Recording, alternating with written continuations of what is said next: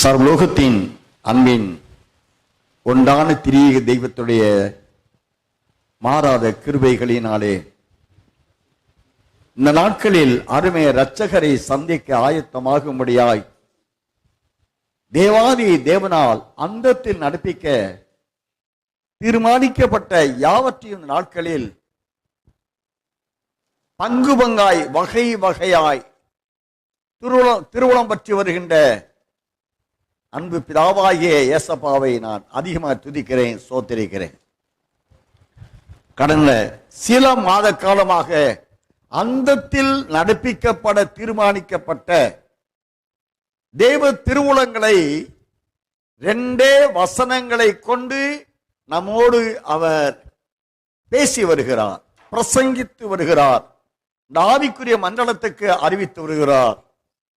இந்த நாளிலும் அதே 2 வசனங்களை வாசித்து மத்தேயு சுவிசேஷ 24ஆம் அதிகாரம் 13, 14 வசனங்களை வாசித்து தியானம் செய்து நேசுடைய வரிக்கு ஆயத்தமாக அன்புடான நமக்கு இறக்கம் செய்வார். எடுத்து வாசிக்கலாம். மற்ற 24ஆம் அதிகாரம் 13, 14 வசனங்கள்.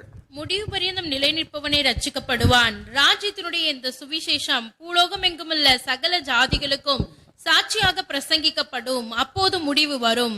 அருமையான கர்த்தருடைய பிள்ளைகளே, நான் இந்த 2 வசனங்களில் முடிவு காலத்தை சார்ந்த சம்பவங்களை 3 நிலைகளிலே சொல்லுகிறார். 1, முடிவான காலம் வரைக்கும், முடிவான காலத்தில் அந்தத்தில் நடப்பிக்க திட்டமிட்ட தேவ திருவுளத்தை நிறைவேற்றுவதில் தங்களை முடிவு பரிந்தமோ அவருக்குள் நின்று நடைத்து முடிவான இமைப்பொழுதின் வேலை மட்டும் என்றால் மகிமையின் மறுரூபம் அதுவரைக்கும் நிற்கிற ஒரு தேவ தீர்மானமாக இருக்கின்றது. அதற்கு உரிய சத்தியங்களை அறிவிக்கும்படியான சுவிசேஷமாக ஒரு பகுதியாக சொல்லப்படுகிறது. இந்த சுவிசேஷம் பிரசங்கிக்கப்பட்டு அந்த சுவிசேஷத்தின்படி நின்று நிலைத்து முடிவு மற்றும் கர்த்தருக்குள்ளாய் வாழ்ந்து அவரோடு மனவாட்டி சபையாய் எடுத்துக்கொள்ள அவர் பூமியிலே ஒரு ராஜ்யத்தை ஏற்படுத்துகிறதாக. ஆக முடிவு பரியந்தம் நிலை நிற்பவனே ரட்சிக்கப்படுவான். ஆக முடிவான காலத்தில் ஒரு ரட்சிப்பை வைத்திருக்கிறார். அந்த ரட்சிப்பை அடைந்து கொள்ள அதற்குரிய சுவிசேஷம் நற்செய்தியை சத்தியத்தை அவர் வைத்து பிரசங்கிக்கிறார். இந்த 2ம் நிலைவரமாய் தங்கி அந்த முடிவு வரைந்தும் நின்று ரட்சிக்கப்படுகிற மகான்களை ஆயத்தப்படுத்தும்படியான ஒரு கூட்டாய்மை, ஒரு சபை, அதை ராஜ்யம் என்று சொல்லுகிறார். ஆக ராஜ்யத்தை கடைசி நாட்களில் எழுப்புகிறார். அந்த ராஜ்யத்திலிருந்து வெளிப்படுகிற சுவிசேஷம் சத்தியத்தை அறிவிக்கின்ற உபதேசிகளை 5 மாத ஊழியம் என்ற அப்போஸ்தலர் தீர்க்கதரிசி சுவிசேஷ போதகர் மேய்ப்பர் என்ற நியமங்களின்படி சுவிசேஷத்தை அந்தத்தை சார்ந்த சத்தியில் அறிவிக்கிறார். அதை கேட்டு கற்று கை கொண்டு முடிவான ரட்சிப்பு என்ற தேவனுடைய சாயலாய் இருக்கிற, தேவனுடைய ஜீவனாயிருக்கிற, நாமமாயிருக்கிற அவருடைய முடிவு ஜெயம் பெற்றேன் என்று அவரே சாட்சி கொடுத்து சிங்காசனத்தை குறித்த சாட்சிகளை அறிவிக்கின்றார். ஆக முடிவான காலத்தில் அடைய வேண்டிய ஜெயம் பெற்றவர்களுக்கு பரிசாக அளிக்க காத்திருக்கிற சிங்காசனம், சிங்காசனத்தின் வாழ்க்கை நித்தியமாய் சந்தோஷமும் களிப்பும் மகிழ்ச்சி நிறைந்த வாழ்க்கை, இவையெல்லாம் முடிவான காலத்தில் வாழ்கிற மனவாட்டியானவர்கள் என்பதை கூட்டாயும் என்ற ராஜ்யம் என்ற சபைக்கு தேவன் கையளித்திருக்கிறபடினாலே இந்த ராஜ்யத்தை குறித்து இப்படி ராஜ்யம் எழுப்பப்பட வேண்டும், சபை எழுப்பப்பட வேண்டும். அந்த சபையின் நோக்கம் வர இருக்கின்ற அருமை இரட்சகருடைய சாயல் ரூபம் ஜீவனுக்கு ஒத்ததாக அல்ல, அசிட்டிஸ் அப்படியே அதனுடைய ரிசம்பிளாக சொல்ல முடியால் வர இருக்கின்ற மணவாளனுக்கு உரிய மணவாளனுடைய ஜெராக்ஸாக மணவாட்டி என்ற ஆயத்தம் அடைந்து பின்பு மனைவி ஆகிவிட்ட நிலையில் அவரோடு ஒன்றரை கலந்து கொள்ளக்கூடிய முடிவான அந்தத்தில் சார்ந்த சத்தியம். இவையில் நாட்களிலே தேவனாய் கர்த்தர் நமக்கு இந்த 2 வசனத்தை வைத்து அறிவித்துக் கொண்டே வருகிறார். ஏசாயா இது பல காலகட்டமாக ஆகமங்கள் கால முதற்கொண்டு அறிவிக்கப்பட்டே வருகிறது. அது அக்காலத்திற்கு ஏற்றபடி தேவனாகிய கர்த்தர் நடைமுறைப்படுத்துகிறார்.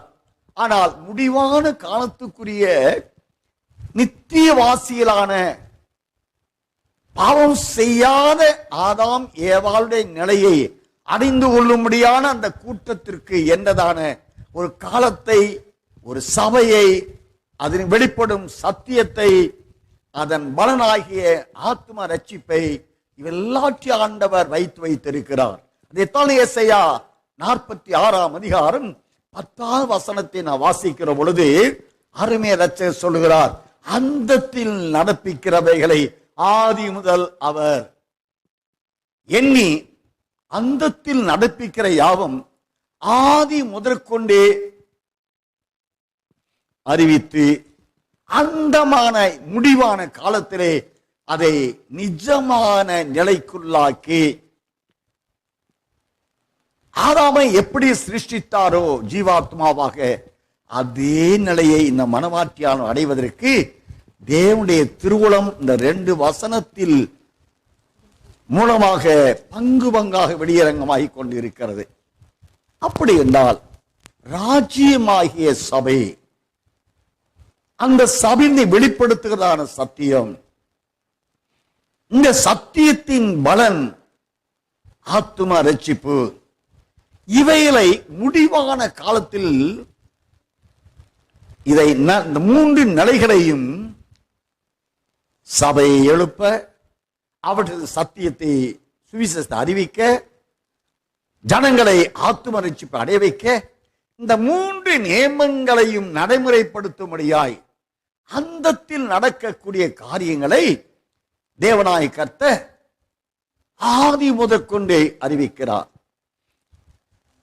ஆதியிலே ஆதாம் ஏவாள் இருந்த நிலைகளை அறிந்தவர்களாய் இருக்கிறோம். அதை அவர்கள் ஆதாம் ஏவாள் இழந்து போன பொழுது ஆதாம் ஏவாளை ஏதேன் தோட்டத்திலிருந்து விரட்டி விடுகிறார் அல்லது துரத்தி விடுகிறார். துரத்தி விட்ட ஆண்டவர் மறுபடியும் பாவியான அல்லது மரணத்துக்குரியவர்களான மரித்தவர்களுக்குரிய வாழ்க்கை வாழுமிடமாய் சீயோனாய் இல்லாதபடி, அவர்கள் ஏதேன் தோட்டத்திலே நுழைந்து விடாதபடி அந்த வாசலை காத்து கொண்டிருப்பதாக சுடரொளி வீசும் பட்டயத்தையுடைய கேருபீன்களை அதற்கு காவலாளியாக வைத்திருக்கிறார் என்று ஆதியாகமம் 3ஆம் அதிகாரம் 24ஆம் வசனத்தில் வாசித்து அறிந்திருக்கிறோம். வாசிக்கலாம். ஆதியாகமம் 3:24. அவர் மனுஷனை துரத்திவிட்டு ஜீவ விருட்சத்துக்கு போகும் வழியை காவல் செய்ய ஏதேன் தோட்டத்துக்கு கிழக்கே கேருபீன்களையும் வீசிக் கொண்டிருக்கிற சுடரொளி பட்டயத்தையும் வைத்தார். இப்பொழுது ஏதேன் தோட்டத்திலே ஜீவ விருட்சம் என்ற ஒரு கனி இருக்கிறது. அந்த கனியை புசிக்கிறவர்கள் என்றென்றைக்கும் வாழும் சிலாக்கியத்துக்கு என்று நியமிக்கப்பட்டவர்கள். அந்த ஜீவ விருட்சத்தின் கனியும் அதை புசிப்பவர்கள் என்றென்றைக்கும் ஜீவிக்கிறவர்களாயிருப்பார்கள். அதை அந்த தோட்டம் முழுவதும் கனிகளால் மனிதன் ஆதாம் ஏவாள் செய்த வேலைக்கு கூலியாக அவர்கள் புசிக்க அத்திப்பழ மரங்களை அவர் நாட்டினார். அத்திப்பழம் தருகின்ற அத்திமரமார் நரம்பின தோட்டமாக ஏதேன் இருந்தது. நித்தமும் தேவனோடு உறவாடினார்கள், சஞ்சரித்தார். அவரும் வந்து இந்த நிலைகளை மனிதன் பாவம் செய்தபடி இழந்தான். இதே நிலையில் சீயோன், அங்கே நாம் வாசிக்கிறோம், வெளிப்படுத்தின விசேஷம் 22ஆம் அதிகாரம்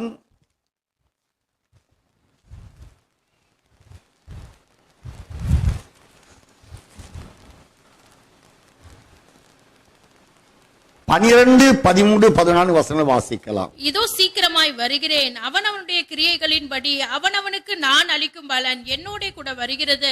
நான் அல்பாவும் ஒமேகாவும் ஆதியும் அந்தமும் முந்தினவரும் பிந்தினவருமாய் இருக்கிறேன். ஜீவ விருட்சத்தின் மேல் அதிகாரம் உள்ளவர்கள் ஆவதற்கும் வாசல்கள் வழியாய் நகரத்திற்குள் பிரவேசிப்பதற்கும் அவருடைய கற்பனைகளின்படி செய்கிறவர்கள் பாக்கியவான்கள். அருமையான கர்த்தருடைய பிள்ளைகளே, இதோ சீக்கிரமாய் வருகிறேன் என்று சொல்லுகிறார். எதற்காக? அவனவன் கிரியைகளுக்கத்தக்கதான பலனை அவனவனுக்கு கொடுக்க அந்த பலன் பிரதிபலன் அவரோட கூட வருகிறது என்று சொல்லப்படுகிறது. அப்படி என்றால் ஆண்டவருடைய முதல் வருகை ரகசிய வருகை. அந்த வருகையின் வேளையில்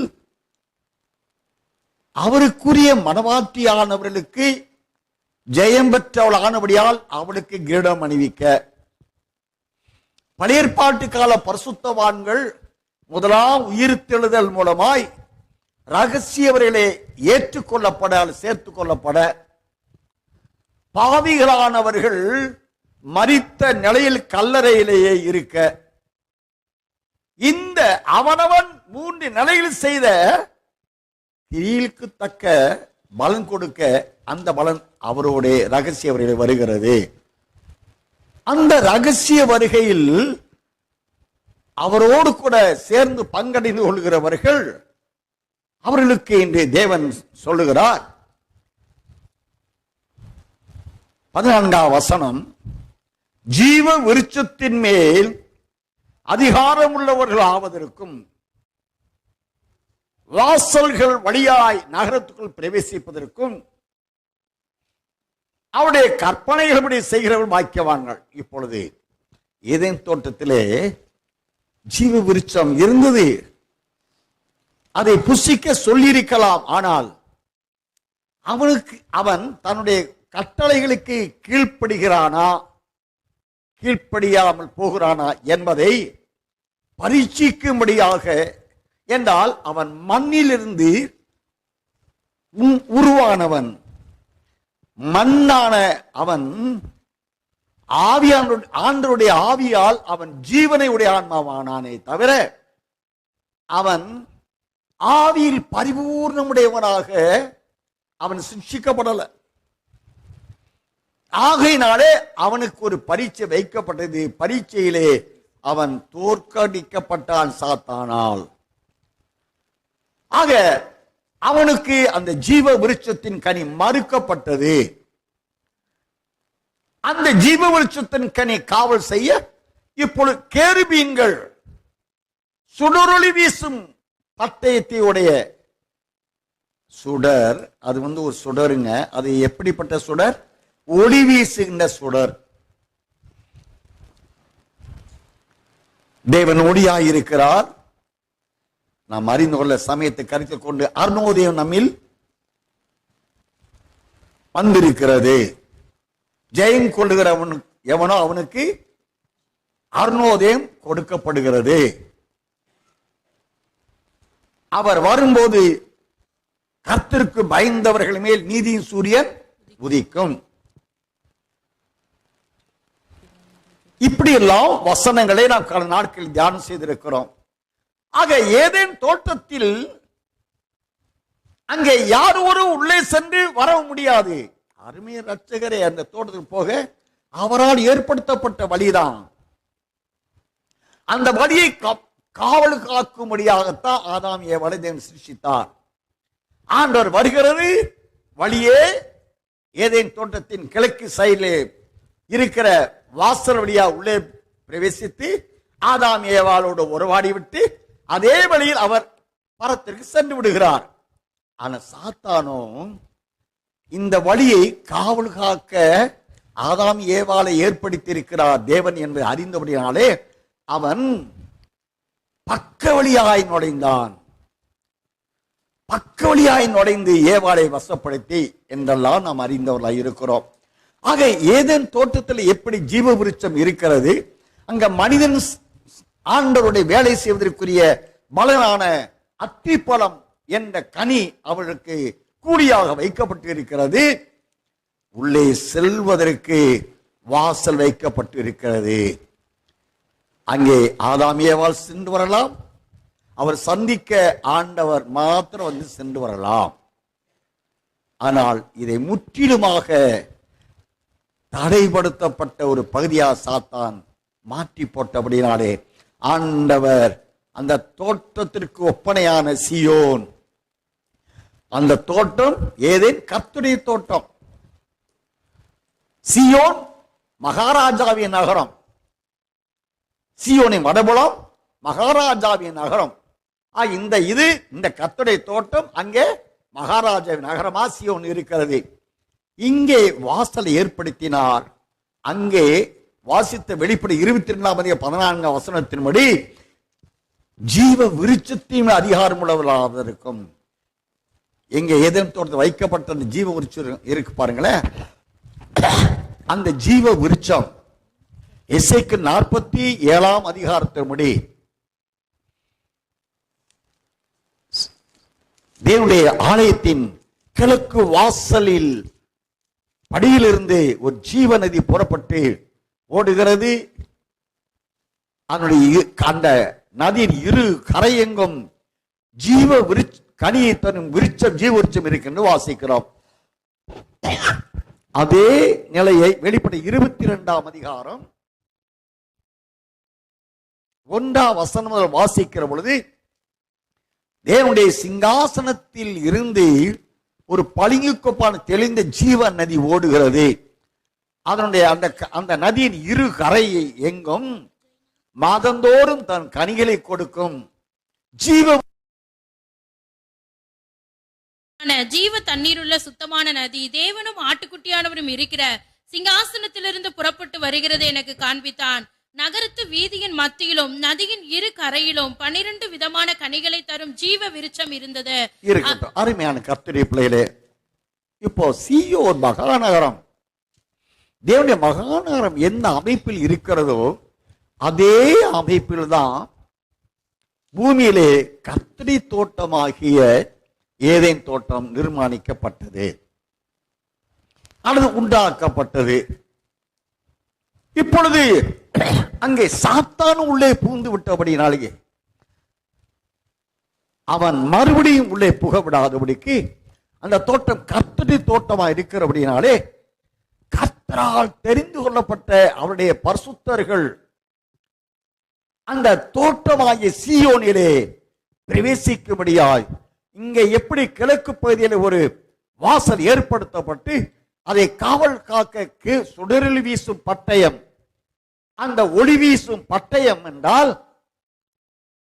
இருவரும் கருவுள்ள பட்டயம் வசனம். சுடரொளி வீசுகின்ற ஒளிமயமான அன்பின் ஆண்டவர் தேவன் ஒளியாயிருக்கிறார். அவர் எவ்வளவு வேணும் இருள் இல்லை. யோவான் 1 வாசித்திருக்கிறோம் 9 முதல் இருளில் பிரகாசிக்கிற ஜனங்கள் பெரிய வெளிச்சத்தை கண்டார்கள். கொலோசையர் 1 25 முதல் 28 வசனங்களை வாசிக்கிற பொழுது எந்த மனுஷனை பிரகாசிப்பிக்கிற மெய்யான ஒளின்னு சொல்லுகிறவர் எந்த மனுஷனை கிறிஸ்து இயேசுவுக்குள் தேறினவனாக நிறுத்தும்படி நாங்கள் அவரையே போதிக்கிறது. வாசிங்க. எந்த மனுஷனையும் கிறிஸ்து இயேசுவுக்குள் தேறினவனாக நிறுத்தும்படிக்கு அவரையே நாங்கள் அறிவிக்கிறோம். எந்த மனுஷனுக்கு கிறிஸ்து இயேசுவுக்குள் தேறினவன். கிறிஸ்து இயேசு எப்படிப்பட்டவர்? ஒளிமயமானவர். இருளில் இருக்கிறவர்களை பிரகாசிக்க சொன்னவர். ஆனவடினாலே ஒளிமயமான கிறிஸ்துவே அதற்கு வழியாயிருக்கிறார். நான் ஒன்றியவானிலே அதை குறித்து நாம் வாசித்திருக்கிற ஒன்றியவான் 5ஆம் அதிகாரம் 11ஆம் வசனத்து 11 வாசிங்களேன். தேவன் நமக்கு நித்திய ஜீவனை தந்திருக்கிறார், அந்த ஜீவன் அவருடைய குமாரனில் இருக்கிறது என்பதே அந்த சாட்சியாம். குமாரனை உடையவன் ஜீவனை உடையவன், தேவனுடைய குமாரன் இல்லாதவன் ஜீவன் இல்லாதவன். உங்களுக்கு நித்திய ஜீவன் உண்டென்று நீங்கள் அறியவும், தேவ குமாரனுடைய நாமத்தின் மேல் நீங்கள் விசுவாசமா இருக்கவும், தேவகுமாரனுடைய நாமத்தின் மேல் விசுவாசமா இருக்கிற உங்களுக்கு இவைகளை எழுதியிருக்கிறேன். 11ஆம் வசனம். தேவன் நமக்கு நித்திய ஜீவனை தந்திருக்கிறார், அந்த ஜீவன் அவருடைய குமாரனில் இருக்கிறது என்பது அந்த சாட்சியாம். ஆக ஆதாமுக்கு நித்திய ஜீவனாக அவருடைய ஆவி ஊதப்பட்டு ஜீவாத்மாவை ஆக்கப்பட்டான். தொடர்ந்து அவன் என்றைக்கு அப்படியே ஜீவ ஆத்மாவாக இருக்கத்தக்கதாக ஜீவ விருட்சத்தின் கனியை புசிக்க இந்த பரீட்சையில் அவன் ஜெயம் பெற்றிருப்பானால் இந்த ஜீவ விருட்சம் கனி அவனுக்கு கொடுத்திருப்பார். அதற்கு ஏன் பரீட்சைக்கு ஏற்ற சத்தியத்தை கொடுத்தார். அவன் அதில் சாத்தான் வஞ்சகத்திலே தோற்று போனான். ஆகையினாலே அவனை சார்ந்த யார் ஒருவரும் கர்த்தருடைய தோட்டத்திற்குள் நுழைந்து விடாதபடிக்கு அந்த அந்த வாசலை அடைத்து அந்த கர்த்தருடைய தோட்டமாகிய ஏதேனுக்கு ஒப்பனையான சீயோனாகிய மகாராஜாவின் நகரத்திலே எந்த ஒரு பாவம் செய்தவனும் சத்தியத்தை சார்ந்த வாழ்க்கை வாழாத எவனும், ஜெயம் கொள்ளாத எவனும், ஆண்டுடைய கற்பனையை கை கொள்ளாத ஒருவனும் மகாராஜாவாய் சீயோனிலே பிரவேசித்து விடக் கூடாது என்பதற்கு அன்று ஏதேன் தோட்டத்தை எப்படி ஆண்டவரே காவலாளியாக தன்னை அர்ப்பணித்துக் கொண்டாரோ, அங்கு இருந்த ஜீவ விருட்சமாக இப்பொழுது அருள் நாதரே ஜீவ விருட்சத்தை கனியை உடையவராய் அவர் ஜீவனை கொடுத்து பாவத்திலிருந்து விடுவிக்கப்பட்டவர்களுக்கு நித்திய ஜீவனை உடையவளாக அவர்களை கிருபையினாலே தகுதிப்படுத்த அந்த ஜீவன் கிறிஸ்து இயேசுவுக்குள் பிதா ஒப்பு கொடுத்து விட்டார். அதைத்தான் யோவான் அப்போஸ்தலன் சொல்லுகிறார். தேவன் நமக்கு நித்திய ஜீவனை தந்திருக்கிறார், அந்த ஜீவன் அவருடைய குமாரனில் இருக்கிறது என்பதே அந்த சாட்சியாம். இப்போ அதாவது நித்தியத்திற்கு போக வேண்டும் என்றால், அந்த ஜீவ விருட்சத்தின் கனியை புசிக்க வேண்டும் என்றால் அதற்கு வழியே யார்தான்? அந்த நித்திய ஜீவனை உடைய தேவகுமாரனா இயேசு கிறிஸ்து தான். அதனாலதான் ஆண்டவர் சொல்றாரு, யோவான் சுவிசேஷம் 14ஆம் அதிகாரம் 6ஆம் வசனம் வாசிக்கிறோம். 3 முதல் 6 படி வாசித்தால், நானே வழியும் சத்தியம் ஜீவனமாயிருக்கிறேன், என்னாலே அன்றி ஒருவனை பிதாவுடைய ராஜ்யத்தில் பிரவேசிக்க மாட்டான். அந்த நியமத்தின்படியா இப்பொழுது வெளிப்படுத்தல் 22ஆம் அதிகாரம் 14ஆம் வசனத்திலே சொல்லப்படுகிறது, ஒருவன் சீயோனில் பிரவேசிக்க வேண்டும் என்றால், ஆதாம் நியாயந்திருக்கப்பட்டு மரணத்துக்குரிய போயிட்டா, மறுபடியும் அந்த ஜீவ விருட்சத்தை கனி புசித்து அதன் மேல் அதிகாரம் உடையவளாக, அப்படின்னா அதை ஆண்டு கொள்கிறவர்களாக, எப்போ தேவைப்படுகிறவர்களாம் அந்த ஜீவ விருட்சத்தின் கனியை பறித்து புசித்து தேவனோடு நித்தியமாய் ஜீவனை உடையவளாய் வாழ தகுதி அடைய வேண்டும் என்றால், அதற்குரிய வாசல் இங்கே காவலாளி இருக்கிறாரே, அருமைய இரட்சகர், ஒளிமயமான ஆண்டவர், சுடர்விழி வீசுகிற ஆண்டவர், இருவரும் பட்டயமாகிய வசனத்தை கற்பனைகளை கொடுத்து அதன் வழியாக அவற்றின்படி நடக்கிற அவர்களுக்கு மாத்திர ஜீவனை கொடுக்க, நித்திய ஜீவனை கொடுக்க அவர் கேருபாக அவர் அதை காத்து கொண்டிருக்கிறார். கேருபு என்றால் ஆண்டவருடைய ஒளிக்குள்ளாகி, மகிமையின் ஒளிக்குள்ளாகி அந்த நிலையை அடைய அவருடைய கட்டளை கற்பனைகளை கை கொண்ட பாக்கியவான்களாகிற எவரும் கேருபாக மாறுகிறார். கேருபு என்றால் தேவனை போன்றவன். இசைக்கில் வாசிக்கிறோம், கேருபீன்கள் நடுவில் வாசம் பண்ணுகிற தேவன், சோசாவின் மத்தியில் அவர் உலாவுகிற தேவன், அவர் பட்சிக்கிற அக்கினிமயமான தேவன். எபிரேயர் 12 வாசித்திருக்கிறோம். இப்படிப்பட்ட தேவனுடைய சாயல் என்ற கேருப்பாக எவர்கள் தகுதி அடைகிறார்களோ, தேவனுடைய சாயலை தரித்துக் கொண்டவர்கள், அந்த சாயலை தரித்துக் கொள்ளும்படியாய் எவர்கள் ஆண்டவருடைய வசனங்களை கட்டளை கற்பனை கை கொண்டு அந்த சுடரொளி வீசுகின்ற ஒளிமயமான ஆண்டவரோடு ஐக்கியப்பட்டு 1 யோவான் 1 5-6 வசனங்கள் வாசிக்கிறோம். தேவன் ஒளியாய் இருக்கிறார், அவரில் எவ்வளவேனும் இருளில்லை. நாங்கள் அவரிடத்தில் கண்டு உங்களுக்கு அறிவிக்கிற விசேஷமாய் இருக்கிறது. அவர் ஒளியில் இருக்க நாமும் ஒளியிலே நடந்தால் ஒருவரோடு ஒருவர் ஐக்கியப்பட்டிருப்போம். அவர் ஒளியில் இருக்க நாம் இருளில் நடக்கிறவர்களாய் இருந்தால் சத்தியத்தின்படி நடவாமல் பொய் சொல்லுகிறவர்களாய் இருப்போம். அப்போ ஒளிமயமான தேவன், சுடரொளி வீசுகிற தேவன் பட்டயம் என்ற அவருடைய கட்டளை கற்பனை வசனங்களை கொடுத்து அதை கற்றி கை கொண்ட எவரும் கேருவாகி விடுகிறார்கள். தேவனுடைய சாயலை அணிந்து கொள்கிறார்கள். வேதத்திலே வாசித்திருக்கிறோம். 1 கொரிந்தியர் 2 7 வசனத்தை வாசிக்கலாம்.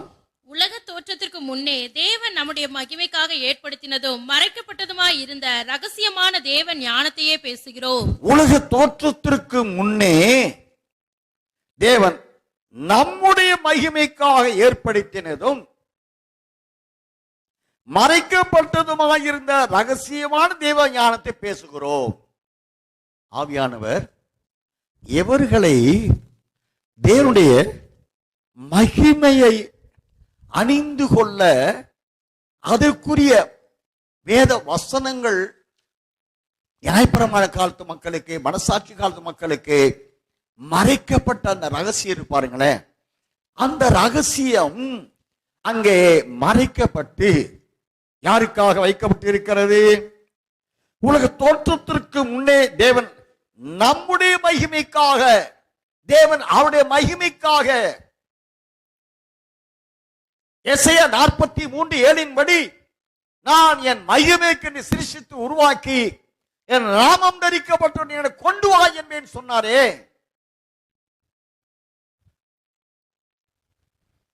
நான் என்னுடைய மகிமை வேறொரு ஜாதிக்கு தருவது இல்லை, விக்கிரகங்களுக்கு கொடுப்பது இல்லை. நானே தேவன், நான் என் மகிமைக்கு என்று நியமிக்க. யாக்கோபு 1:21 வாசித்திருக்கிறோம். அவர் தம்முடைய சிருஷ்டிகளில் நாம் முதற் பலங்களாய் இருக்கும்படி தமது சத்திய வசனத்தினாலே நம்மை ஜெனிப்பித்தார். இந்த கூட்டத்தாருக்காக தேவனாய் கர்த்தர் அந்த கேரூப் என்றால் என்ன அர்த்தம்? தேவனுடைய சாயல், தேவனை போன்றவன். அதனாலதான் அவனுக்கு கேருபு என்று தேவன் பேர் வைத்தார். விழுந்து மட்டும் சாத்தா இருக்கானே, அவனுக்கு ஏன் பேர் வச்சாரு கேருபுன்னு? ஏசப்பா பிதாவை பார்த்தால் பிதாவாக அல்ல, அவரை போன்ற நிலையில் இவன் இருந்தான். இந்த நிலையின் நிமித்தமாய் அவன் மேட்டுமை கொண்டு சாத்தானாய் மாறினான். சாத்தான் என்றால் அதன் அர்த்தம் என்ன? எதிரி. பிசாசு என்றால் வஞ்சகன் அல்லது கொடியவன் அல்லது அழிக்கின்றவன். அருமையான கர்த்தருடைய பிள்ளைகளே, ஆனபடியினாலே மகாராஜாவுடைய நகரமாய் சீயோனுக்கு செல்ல வேண்டும் என்றால் தேவனாய் கர்த்தர் அவர் பிரமாணத்தை ஏற்படுத்தி அந்த பிரமாணத்தை கற்று கை கொண்டு சுடரொளியாக மாறிக்கொண்டவர்கள். பிலிப்பியர் 2ஆம் அதிகாரம் 14ஆம் வசனத்திலே ஜீவ வசனத்தை பிடித்துக் கொண்டு சுடர்களை போல பிரகாசிக்கிற நீங்கள். யாரை போல பிரகாசிக்கிறோம்? சுடர்களை போல. அந்த சுடர் யாருக்கு கொடுக்கப்பட்டது? வெளிப்படுகிற 12ஆம் அதிகாரம் 1ஆம் வசனத்தின்படி ஒரு ஸ்திரீ சூரியனை அணிந்திருந்தாள். சாலமோனை கொண்டு உணரப்பட்ட 6:10 படி அன்மோதியும் போல் உதிக்கிற இவள் யார்? ஓசியா தீர்க்கதரிசி புஸ்தகம் 6ஆம் அதிகாரம் 3ஆம் வசனத்தில் அவருடைய புறப்படுதல் அன்மோதியும் போல் ஆயத்தமாக இருக்கிறது. ஆனபடியினாலே இந்த அன்மோதியும் போல உதிக்கிற இந்த மகான்கள் இருக்கிறாங்களே, இந்த அந்தத்தில் முடிவான காலத்தில் அடைய போகிற ரட்சிப்பை அணிந்து கொள்ளும்படியாய் உலக தோற்றத்திற்கு முன்பாகவே அவருக்கென்று சத்திய வசனத்தினாலே ஜெனிப்பிக்கப்பட்டு அவருக்கு பயந்தவர்களான அந்த பரிசுத்தவான்கள் இருக்கிறார்களே, அந்த பரிசுத்தவான்கள் அன்மோதியம் போன்ற நிலையில் அவர் நீதி சூரியன் சொல்லப்படுகிற அவரை போல சுடரொளி வீசுகிற மணவாளனாகிய இயேசுவை போல இவளும் இந்த முடிவான ரட்சிப்புக்குரிய மணவாட்டியாகிய பரிசுத்தவான்களாய் நீதிமான்களும் கேருபை போன்ற சாயலுடையவளாக வேண்டும். அதற்குரிய கட்டளை கற்பனைகள் தான் நீங்க 2 கொரிந்தியர் 4ஆம் அதிகாரம் 3ஆம் வசனம் முதல் வாசிங்களேன். எங்கள் சுவிசேஷம் மறைபொருளாய் இருந்தால் கெட்டு போகிறவர்களுக்கே அது மறைபொருளாய் இருக்கும். தேவனுடைய சாயலாய் இருக்கிற கிறிஸ்துவின் மகிமையான சுவிசேஷத்தின் ஒளி அவிசுவாசிகளாகிய அவர்களுக்கு பிரகாசமாய் இராதபடிக்கு இப்பிரபஞ்சத்தின் தேவனானவன் அவருடைய மனதை குருடாக்கினான். எங்கள் சுவிசேஷம் மறைபொருளாய் இருந்தால் அது கெட்டு போகிறவர்களுக்கே அது மறைபொருளாய் இருக்கும். தம்பி வாய்ஸ் குறைங்க, எக்கோ அடிக்குது. தேவனுடைய சாயலாய் இருக்கிற கிறிஸ்துவின் மகிமையான சுவிசேஷத்து ஒளி யாருடைய சாயலா இருக்குங்க? இந்த சுவிசேஷம். இந்த சுவிசேஷம், இந்த சத்தியத்தை, ராஜ்யத்தின் சுவிசேஷம் என்ற சத்தியத்தை பின்பற்றுகிறவர்கள் யாரை போன்ற மகிமை சுவிசேஷத்துக்கு உரியவா இருக்கிறாங்கன்னா தேவனுடைய சாயலாய் இருக்கிற கிறிஸ்துவின் மகிமையான சுவிசேஷத்தை ஒளி. அப்போ இந்த முடிவான காலத்துக்குரிய இந்த சுவிசேஷம், இந்த சுவிசேஷத்தை கற்று கை கொள்ளுகிறவர்கள் தேவனுடைய ஒளிக்குள் மறைந்து கொண்டவராய் இருப்பார்கள். அதான் தேவனுடைய சாயலாய் இருக்கிற கிறிஸ்துவின் மகிமையான சுவிசேஷத்தின் ஒளி. அப்போ ராஜ்யத்தின் சுவிசேஷம் என்ற அந்த நற்செய்தியானது முடிவான காலத்தில் அடைய வேண்டிய ஆத்தும ரட்சிப்பை அடைகிறவர்களுக்கு தேவனுடைய சாயலை அடைய அந்த சுவிசேஷம் அவர்கள் போதிக்கும். தேவனுடைய சாயலாய் இருக்கிற தேவனுடைய சாயல் எது? அது மனுக்குலத்திற்கு தேவனை ஒருவது கண்டதில்லை. கிறிஸ்துவே தேவகுமாரனாய் கிறிஸ்துவே பிதாவை மனுக்குலம் காண செய்தார். பிதாவுடைய சாயல் பிலிப்பியர் 2ஆம் அதிகாரம் வாசித்து இருக்கிறோம். அவர் தேவனாய் இருந்தும், 7ஆம் வசனம், அவர் தேவனாய் இருந்தும் தேவனுக்கு சமமாய் இருந்தும் அதை கொள்ளையாடின பொருளாய் எண்ணாமல் தம்மை தாமே வெறுமையாக்கி அடிமையின் ரூபம் எடுத்து மனுஷர் சாயலானார். இயேசு கிறிஸ்துவை காண்கிறவர்கள் பிதாவை காண்கிறார்கள். அப்ப தேவனுடைய மகிமை கிறிஸ்துவுக்கு தந்தரப்பட்டது. அதைத்தான் தெளிவா அப்பா சொல்றாங்க. ஒருத்தர் இந்த மகிமையான சுவிசேஷத்திற்கு, சுவிசேஷம் என்ற அவருடைய கட்டளை கற்பனைகளுக்கு செவி கொடுத்து அதை கை கொண்டு கேருவாக மாறுகிறவர்கள், அப்படின்னா தேவனுடைய மகிமையின் மறுரூபத்தை அணிந்து கொண்டவர்கள், தேவனுடைய ஒளியை, மகிமையின் பிரகாசத்தை அணிந்து கொண்டவர்கள் தேவனோடு சஞ்சரிக்கும் நித்தியத்தை சார்ந்த நித்தியாத்துவத்தை அணிந்து கொண்ட மனைவியாகிவிட நித்திய ஜீவனை அணிந்து கொண்டவர்களாக தகுதியை அடைய கிறிஸ்துவே பிதாவாக தன்னை காண்பிக்கிறார். கிறிஸ்துவை பார்க்கிறவர்கள் அவருடைய சுவிசேஷம் எல்லாம் ஏதோ இம்மைக்குரிய நன்மைகளை அடைந்து கொள்ள செய்வதற்குரிய சுவிசேஷம் அல்ல.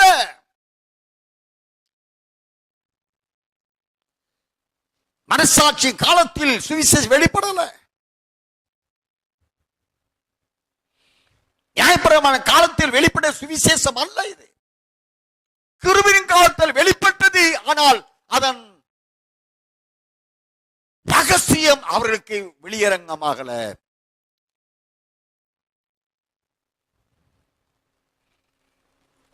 எபேசியர் 2ஆம் அதிகாரம்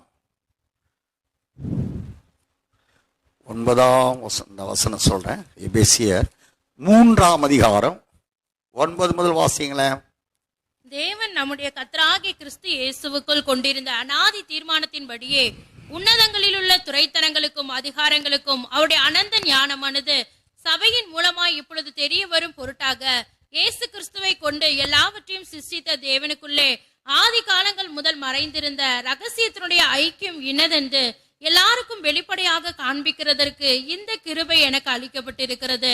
இப்போ கொலோசியர் 1ஆம் அதிகாரம் 25 வாசிங்களேன்.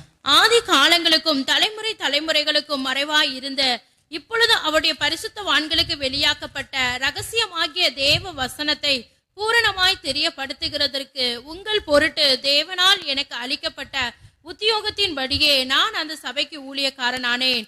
புறஜாதிகளுக்குள்ளே விளங்கிய இந்த ரகசியத்திலுள்ள மகிமையின் ஐஸ்வர்யம் இன்னதென்று தேவன் தம்முடைய பரிசுத்தவான்களுக்கு தெரியப்படுத்த சித்தமானார். கிறிஸ்துவானவர் மகிமையின் நம்பிக்கையாக உங்களுக்குள் இருப்பதே அந்த ரகசியம். எந்த மனுஷனையும் கிறிஸ்து இயேசுவுக்குள் தேறினவனாக நிறுத்தும்படிக்கு அவரையே நாங்கள் அறிவித்து எந்த மனுஷனுக்கும் புத்தி சொல்லி எந்த மனுஷனுக்கும் எல்லா ஞானத்தோடும் உபதேசம் பண்ணுகிறோம். புறஜாதிகளுக்குள்ளே விளங்கிய இந்த ரகசியத்தில் உள்ள மகிமையின் ஐஸ்வர்யம் புறஜாதிகளுக்குண்டுதான் இந்த மகிமையின் மறுரூபம் கேருபாவதற்குரிய கிருபைகள் எல்லாம் புறஜாதிகளுக்கு தேவன் கிருபையாய் தந்தளினார். அது புறஜாதிகளுக்கு என்று வைக்கப்பட்டிருந்தது. புறஜாதிகளுக்குள்ளே விளங்கிய இந்த ரகசியத்துள்ள மகிமை ஐஸ்வர்யம் அது புறஜாதிகளுக்கு கொடுக்கப்பட்ட ஒரு ஐஸ்வர்யங்க. அதுதான் நித்திய ஆசீர்வாதம். அந்த நித்திய ஆசீர்வாதமாகிய பிதா குமாரனுக்கு தந்துடைய மகிமையை புறஜாதிகளில் மனவாட்டியாய் அழைக்கப்பட்டவர்கள் என்று உலக தோற்றத்திற்கு முன்பாகவே எவர்களை அந்த தகுதிக்கென்று முன்குறித்து சிரித்து அழைத்தாரோ அவர்களுக்குத்தான் ஏசப்பா பிதா தனக்கு கொடுத்த மகிமை அவனுக்கு கொடுக்கிறாரு.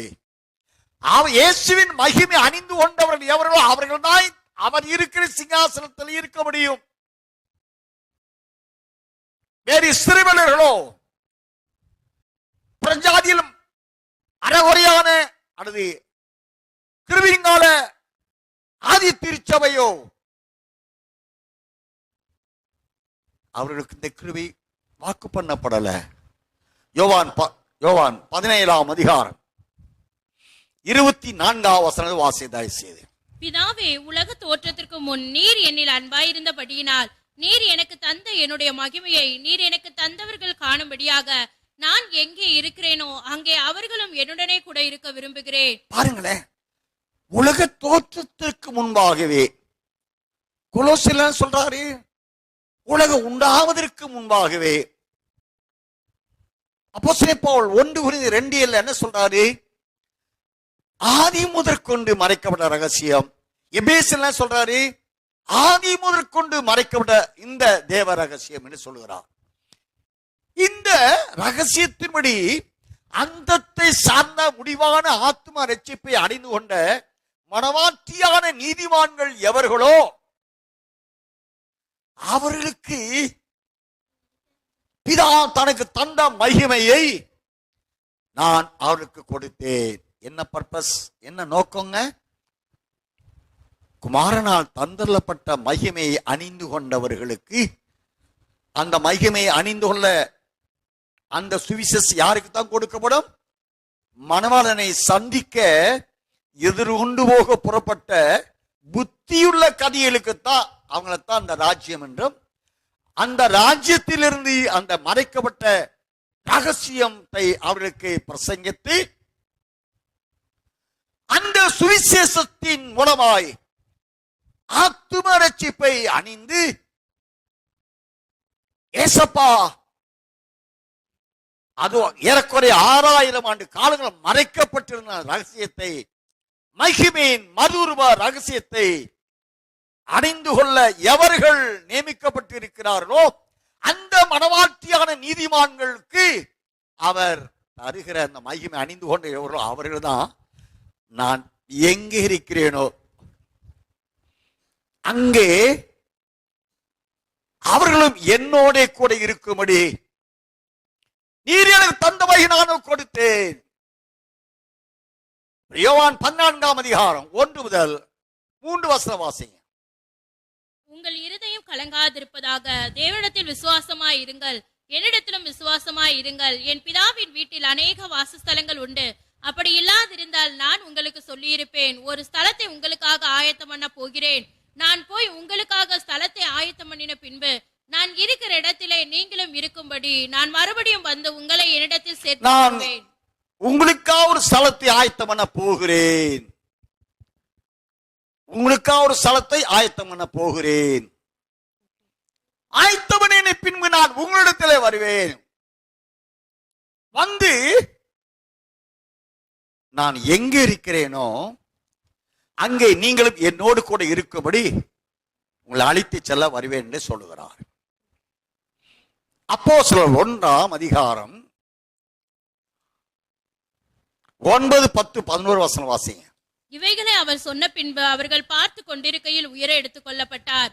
அவர்கள் கண்களுக்கு மறைவாக ஒரு மேகம் அவரை எடுத்துக்கொண்டது.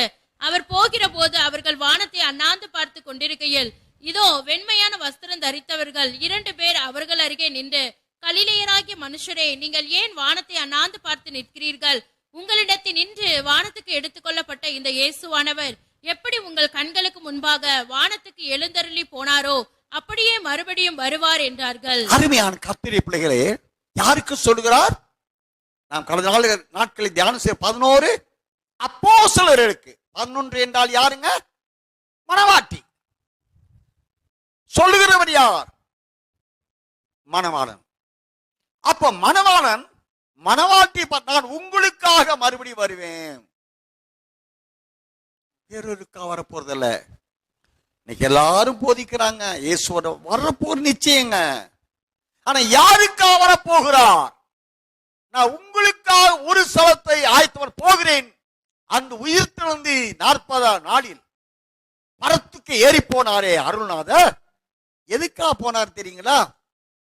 இந்த மணவாட்டியான நீதிமான்களுக்கு என்று பிதாவின் வீட்டில் மகா பரிசுத்த ஸ்தலம் ஒரு ஸ்தலம் இருக்கு.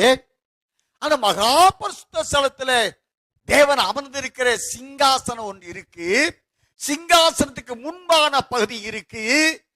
இதுதான் நித்திய ஜீவனுக்குரியது. இந்த மகா பரிசுத்த ஸ்தலத்திற்கு முன்பாக பரிசுத்த ஸ்தலம் இருக்கு. அதை உங்களுக்கு ஆயத்தம் பண்ண நான் போகல. அதுக்குரிய பழைய ஏற்பாட்டு கால பரிசுத்தவான்கள், மனசாட்சி காலத்தில் வாழ்ந்த பரிசுத்தவான்கள், ஆதி திருச்சபையில் உள்ள அப்போஸ்தலர்கள், தீர்க்கதரிசிகள், ஆகமங்களில் அறிவிக்கப்பட்ட நோவா, லோத்து போன்ற நீதிமான்கள், அவர்கள் அனைவருக்கும் பரலோகம் என்ற நிலை இருக்கு. அது உங்களுக்கு இல்ல. அதை நான் உங்களை ஆயத்தம் பண்ண போகல. நான் எங்கே இருக்கிறேனோ அங்கே நீங்கள் என்னோடு கூட இருக்கும்படி. அப்படி என்றால் நான் திரும்ப வருவேன். அப்போஸ்தலர் நடவடிக்கைகளை 11 சீசர் சொல்கிறார் என்றால் மனவாட்டியாய் உங்களுக்காக வரப்போகிறார். வேதத்திலே மல்கியா தீர்க்கதரிசி புஸ்தகம், மல்கியா 3ஆம் அதிகாரம், என் சம்பத்தை சேர்க்கும் நாளிலே இந்த வசனம் சொல்றா. வாசிங்க. என் சம்பத்தை நான் சேர்க்கும் நாளிலே அவர்கள் என்னுடையவர்களாய் இருப்பார்கள் என்று சேனைகளின் கர்த்தர் சொல்லுகிறார். 16 வாசித்தாய். அப்பொழுது கர்த்தருக்கு பயந்தவர்கள் ஒருவரோடொருவர் பேசிக் கொள்வார்கள். கர்த்தர் கவனித்து கேட்பார். கர்த்தருக்கு பயந்தவர்களுக்காகவும் அவருடைய நாமத்தை தியானிக்கிறவர்களுக்காகவும் ஞாபக புஸ்தகம் ஒன்று அவருக்கு முன்பாக எழுதப்பட்டிருக்கிறது. என் சம்பத்தை நான் சேர்க்கும் நாளிலே அவர்கள் என்னுடையவர்களாய் இருப்பார்கள் என்று சேனைகளின் கர்த்தர் சொல்லுகிறார். ஒரு மனுஷன் தனக்கு ஊழியம் செய்கிற தன்னுடைய குமாரனை கடாட்சிக்கிறது போல நான் அவர்களை கடாட்சிப்பேன். அப்பொழுது நீங்கள் நீதிமானுக்கும் துன்மார்க்கனுக்கும் தேவனுடைய ஊழியம் செய்கிறவனுக்கும் அவருக்கு ஊழியம் செய்யாதவனுக்கும் இருக்கிற வித்தியாசத்தை திரும்பவும் காண்பீர்கள். 4:1 வாசிங்க. 1:2. இதோ சூளையை போல எரிகிற நாள் வரும். அப்பொழுது அகங்காரிகள் யாவரும் அக்கிரமம் செய்கிற யாவரும் துரும்பாய் இருப்பார்கள். வரப்போகிற அந்த நாள் அவர்களை சுட்டெரிக்கும். அது அவர்களுக்கு வேறையும் கொப்பையும் வைக்காமற் போகும் என்று சேனைகளின் கர்த்தர் சொல்லுகிறார். ஆனாலும் என் நாமத்துக்கு பயந்திருக்கிற உங்கள் மேல் நீதியின் சூரியன் உதிக்கும். அதன் செட்டைகளின் கீழ் ஆரோக்கியம் இருக்கும்.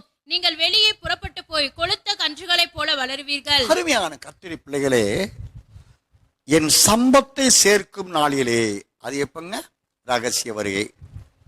அவர்கள் என்னுடையவர்களாயிருப்பார்கள்.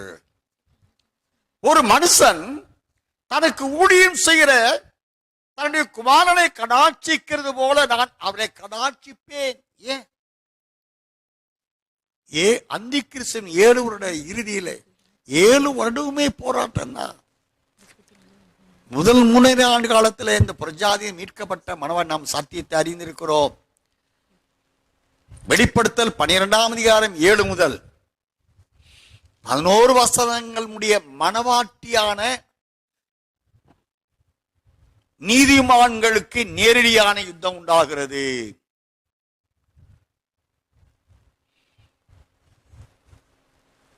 பின்பு 3 ஆண்டு காலம் மகாவுத்தர் காலத்திலே அவளுடைய சந்ததியான மற்றவர்கள் என்ற மறுரூபம் அடையாத மனவாட்டி சபையினர், அவங்க தான் கைவிடப்பட்டவங்க. இன்னைக்கு ஆவிக்குறி மண்டலத்துல கண் இல்லாதவன், அப்படின்னா ஆவிக்குறி கண், ஆவிக்குறி கண் இல்லாதவன், ஆண்டவருக்காக கையெடுத்து ஆண்டோடைய வேலை செய்யாதவன், ஆண்டோடைய ஊழியத்தை செய்ய கால்கள் இல்லாதவன், இந்த ஒருச்சா வயிற்றுக்கா ஓடுறாங்க இல்லையா? அருமையான கர்த்தருடைய பிள்ளையை, நான் கடந்த வெள்ளிக்கிழமைங்க அதிகாலையிலே அடையான் ஜெபித்துக் கொண்டிருந்த பொழுது நடந்த சம்பவத்தை சாட்சியாக அறிவிக்க நான் கடமைப்பட்டு இருக்கிறேன். ஏண்டா அப்படி சம்பவத்துக்கெல்லாம் யாரு அடியான் ஜப கைகொப்பி ஜபிச்சுட்டு இருக்கிறேங்க. அருமை ரட்சகர் ஈசி சேர் இருக்கு பாருங்களேன். ஈசி சேர்ல அவர் உட்கார்ந்து இருக்கிறாரு. அவரை சுற்றிலும் அடியானை சார்ந்த ஊழியர்கள், இப்படி அவங்கள சிலர் தான் எனக்கு முகம் தெரியுது, அதான் அடையாளம் தெரியுது, மற்றவங்க தெரியல. ஆனா அந்த அவரை சுற்றிலும் நாங்கள் நின்று கொண்டு இருக்கிறோம். அப்போ அருமையானவர் கேட்கிறாருங்க, ஒவ்வொரு ஊழியரை பார்த்து, நீ எனக்கு ஊழியம் செய்தாயா, ஓ வயிற்று ஊழியம் செய்தாயா, நீ வயிற்று கூலி செய்தாய், ஆகையினாலே என் சமூகத்தை விட்டு நீங்களாகி அழுகையும் பற்கடிப்புடைய போ. ஊழிய ட்ரெஸ் போட்டுக்காங்க.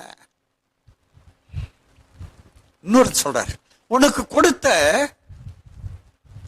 கிருபைகளை வரங்களை நீ பயன்படுத்தாம அத ஓம் பேரு பெருமை அடையறதுக்காக பயன்படுத்தின, இவனை கைகளை காலையும் கட்டி அக்கினிகளை போடு.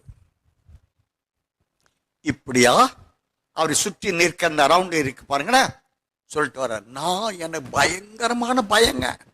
நான் அடிய பெல்ட் கட்டி இருக்கும் போது பெல்ட்டே அவுத்து, ஏன்னா என்ன நடக்க போதும், அவனுக்கெல்லாம் இப்படி இருக்கும்போது நம்முடைய நிலம் எப்படி ஆக போகுதுன்னு சொல்லிட்டு அடிய கட்டி பெல்ட் அழுத்துக்கும் கையில் சுற்றி இப்படி இப்படி கையில் சுற்றி இல்லைங்க அப்படி வச்சுருக்கேன். பணிந்து, அதாவது ஒரு பெரிய ராஜாவுக்கு முன்பாக ஒரு அடிமை நின்னா எப்படி நிற்க முடியும், அப்படி நான் பயந்து நிற்கிறேங்க. அடியான் தவறாரு. நீ ரெகுலரா செய்யக்கூடிய வேலையை திருப்தியா நீ செய்யல. நீ ரெகுலரா செய்யக்கூடிய வேலையை திருப்தியா செய்யல அப்படின்றார்.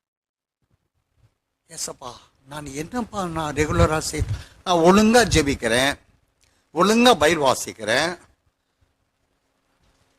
உங்களோடு உறவாடக்கூடிய அனுபவத்தை அடிமைக்கு கிருபையா தந்திருக்கிறீங்க, நான் கிருபையா செய்யற அந்த வேலையை என்ன செய்யணும், எனக்கு தயவுசு சொல்லி கொடுங்க, நான் அந்த ரெக்டிஃபை பண்ணிக்கிறேன் சொல்லிட்டு சொல்லுங்கப்பான்றே. சிரிக்கிறாருங்க.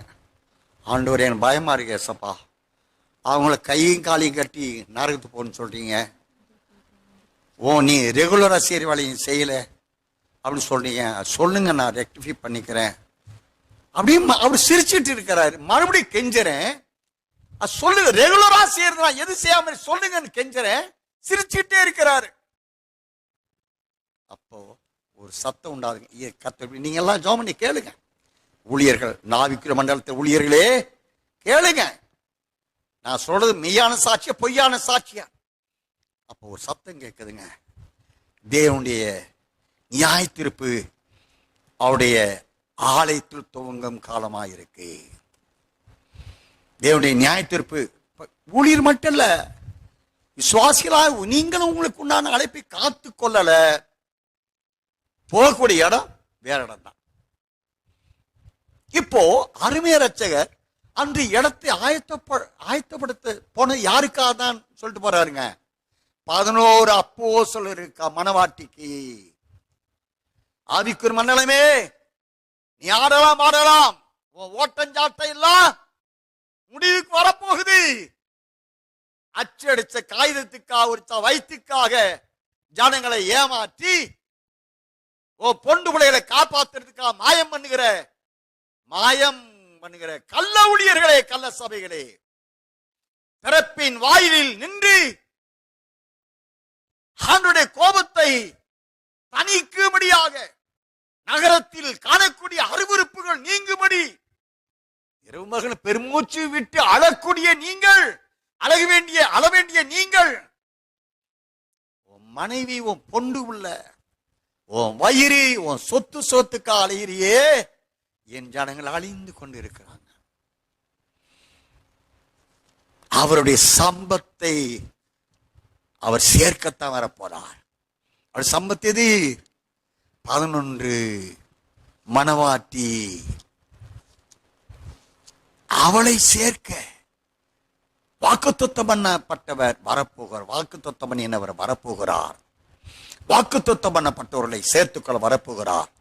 அப்படி என்றால் அருமையான கர்த்தருடைய பிள்ளைகளே, அந்த ராஜ்யத்தின் சுவிசேஷம், தேவனுடைய மகிமை எவர்கள் அணிந்து கொள்ள தேவ தீர்மானத்துக்கு உட்பட்டவர்களான நீதிமான்களா மனவாட்டி இருக்கிறார்களோ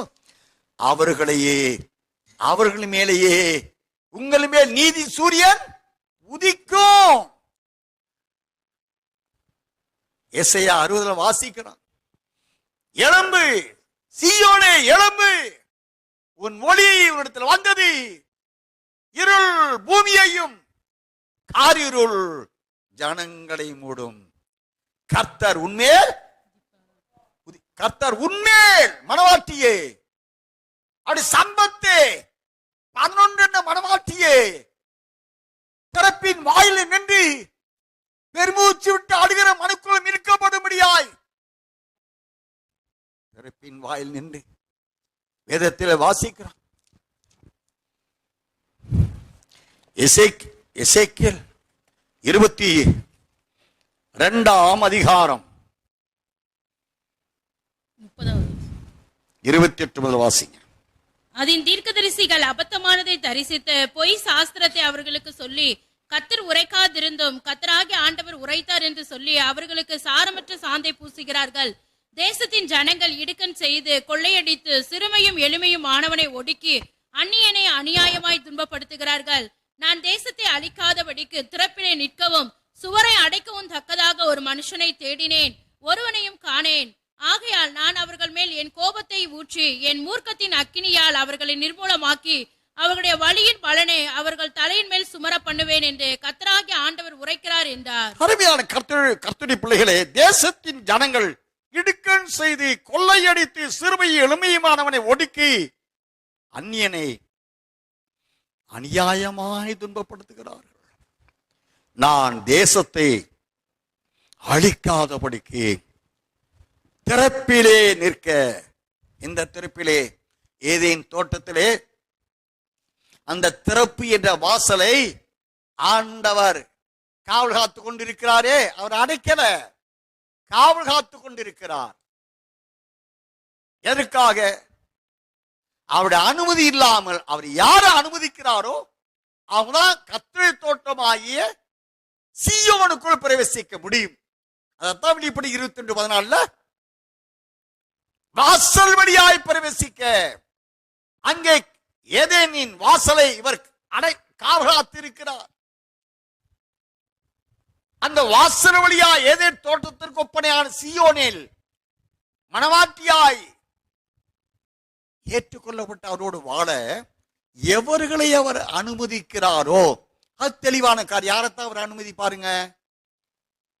யாரைத்தான் அனுமதிப்பார்? 11 என மனவாட்டிக்கு உட்பட்ட நீதிமான்களாத்தான். சும்மா பேரை வச்சுக்கிட்டு மனவாட்டி சபையே அரைவேக்கலா இருந்துட்டு நானும் 11 தான், நானும் மனவாட்டி தான் என்று நாவிலே சொல்லிக் கொண்டு ஆத்மா வஞ்சித்து போடாதீங்க. ஆவிக்குரிய மண்டலமே, நானும் மனவாட்டி தான் சொல்லிட்டு ஆட்டம் பாட்டம் போட்டு ஆத்மா அழிச்சுக்காதீங்க.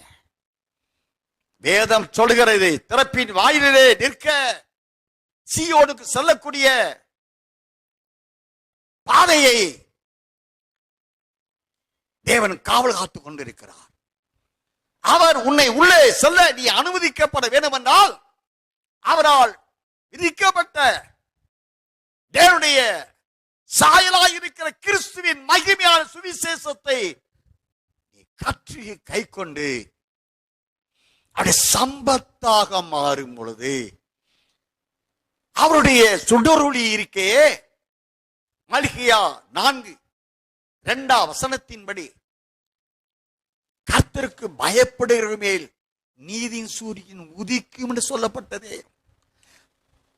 அவரே அவருடைய சூரியனாகிய பிதாவுடைய மகிமையை, தாவுடைய ஒளியை, தாவுடைய மறுரூபத்தை அருணோதயம் போல உண்மையில் அதை ஊற்றி உன்னை அருணோதயமாக மாற்றி விடுகிறார். அவரும் அருணோதயம், அவருடைய கட்டளை கற்பனை கை கொண்ட மனவாட்டியானவர்களும் அருணோதயம். 2 அருணோதயம் சேர்ந்து ஆட்டுக்குட்டியோட கல்யாணம் நடைபெறப் போகுது. இந்த சத்தியத்தை அறிவிக்க திறப்பின் வாயில் நிற்க தேவன் விரும்புகிறார். வேதாகமத்திலே எகிப்து 430 ஆண்டு காலங்கள் அடிமைகளாய் வாழ்ந்த இஸ்ரவேலர்களை மீட்கும்படி அருமை இரட்சகர் மோசே அழைக்கிறார். யாத்திராகமம் 3ஆம் அதிகாரம் 10 முதல் 12 வசனங்களை நான் வாசிக்கிற பொழுது, மோசே வா, எகிப்திலே ஜனங்கள் ஆளோட்டிகள் நிமித்தமாய் படுகிற பாடுகள் கூக்குரலை நான் கேட்டேன், அது என் சமூகத்தில் வந்து எட்டிட்டு அவர்களை அழைத்து வந்து இந்த மலையிலே எனக்கு நீ ஆராதனை செய்ய கடவா என்று சொல்லுகிறார். மோசே ஒத்துக்கிட்டாரா? இல்லைங்க. என்னென்ன சாக்கு இந்த வாயை சொல்றாரு, நாக்க சொல்றாரு. காரணம் உள்ளுக்க பயம். என்ன, அங்க ஒரு எகிப்தியனை கொலை செஞ்சுட்டு தப்பிச்சு வந்தவர். 40 வருஷத்துக்கு முன்னாடி மாமன் எத்துரை வீட்டுல வந்து ஆடு மேய்க்கிறதுக்கு வர்றதுக்கு முன்னாடி அங்கே எகிப்த சில ஜனங்கள் மேல் வைத்து தன் ஜனங்களை அவன் இவ்வளவு துன்பப்படுத்த கொலை செய்ய போறான்ட்டு அவனை கொலை செஞ்சுட்டார்.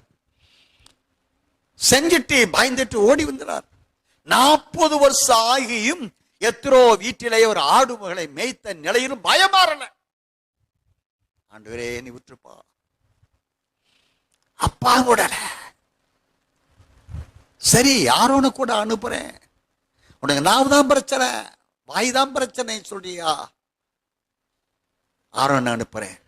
ஒரு வழியா போய் அந்த ஊழி ஜெயமா முடிஞ்சதுங்களா?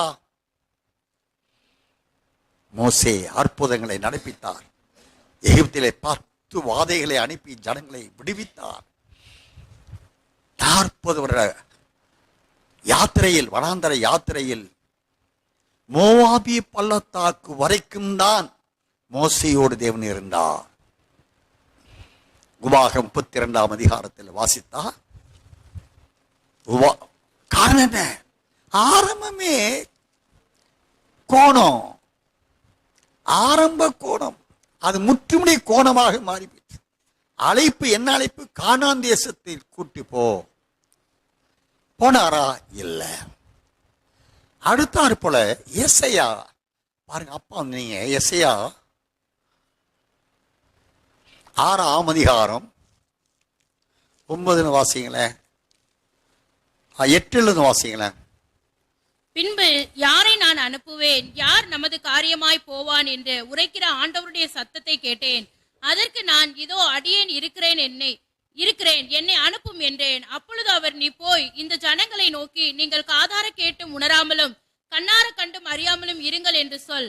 இந்த ஜனங்கள் தங்கள் கண்களினால் காணாமலும் தங்கள் காதுகளினால். கர்த்தருடைய பிள்ளைகளே, ஏசாயாவை அழைக்கிறாரு.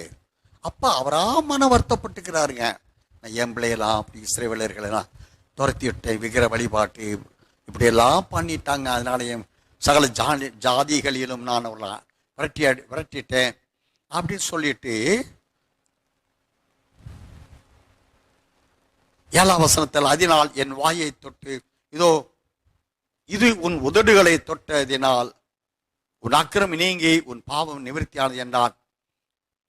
இப்போ இவருடைய நாவில அக்கினி என்ற பரிசுத்த ஆவியானவர் இவன் நாவில தொட்டு அதை பரிசுத்தப்படுத்தினதுனால அடுத்தாற் போல என்ன சொல்றாரு? ஆண்டவரே நான் போகிறேன் என்று சொல்கிறார்.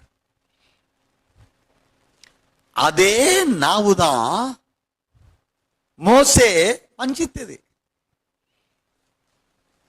ஆண்டவரே நான் பயமா இருக்கேன், போகலாம் ஆண்டவரே, நான் கொலை செய்தேன், என் நாவு திக்குவாய் மந்த நாவு. இங்கே ஏசையாவும் அப்படி சொல்லிடக்கூடாதுக்கா பரிசுத்தாவினர் அக்கினிமயமான நாவியுடையவராக வந்து இவர் நாவை தொட்டு பரிசுத்தப்படுத்தின நிலையில இவரே,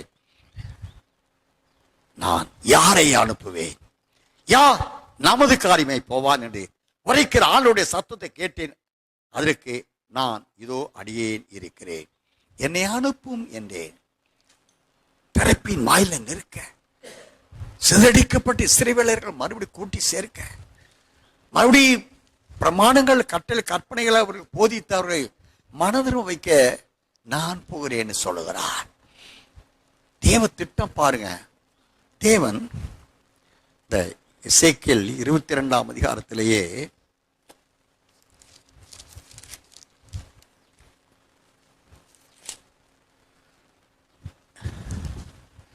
பதிமூன்றாம் அதிகாரம் 5ஆம் வசனம் வாசிங்கள. எசேக்கியேல் 13:5 வாசிங்க. நீங்கள் கர்த்தருடைய நாளிலே யுத்தத்தில் நிலை நிற்கும்படிக்கு திறப்புகளில் ஏறினதும் இல்லை. 4ஆம் வசனத்தை வாசிங்க. 4 இஸ்ரவேலே, உன் தீர்க்கதரிசிகள் வனாந்தரங்களில் உள்ள நரிகளுக்கு ஒப்பாய் இருக்கிறார்கள்.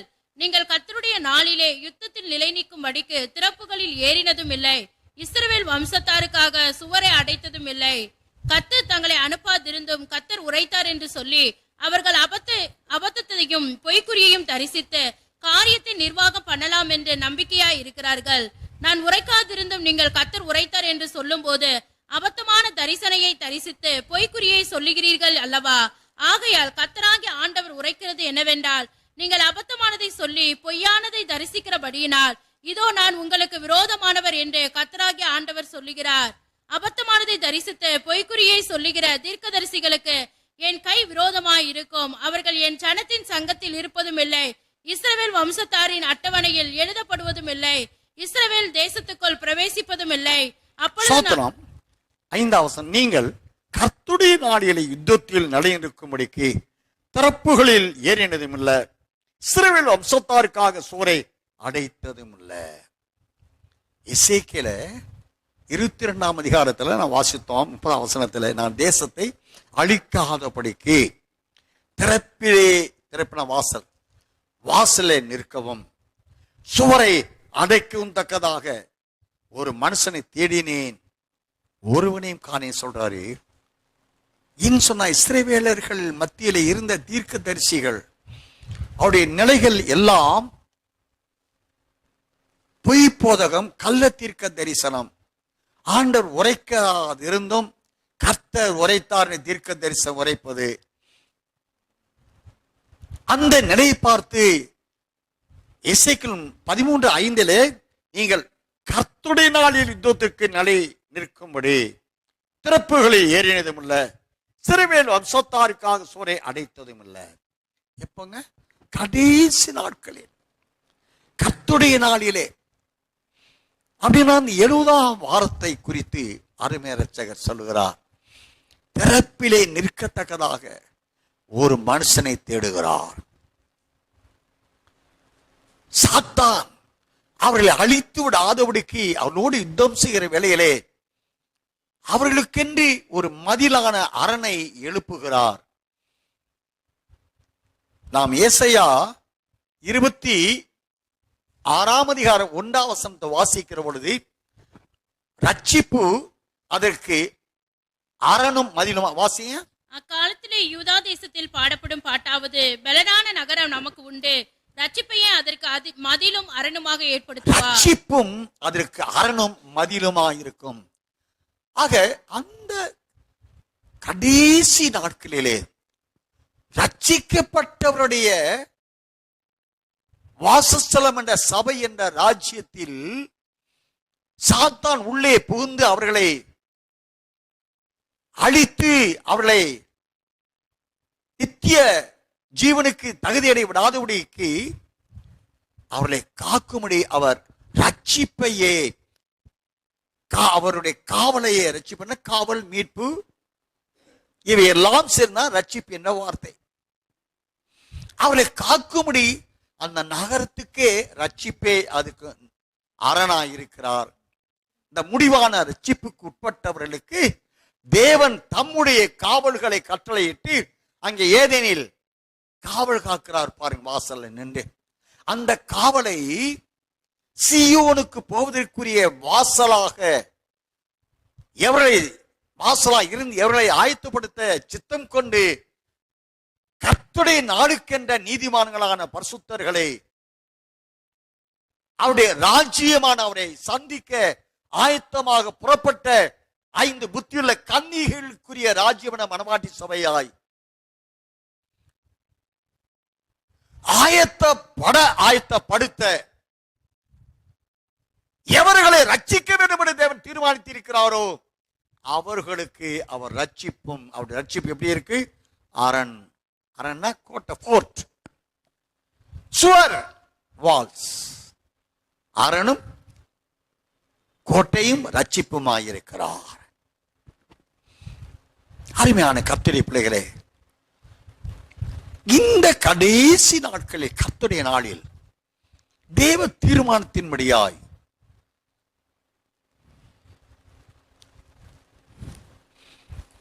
எசேயா,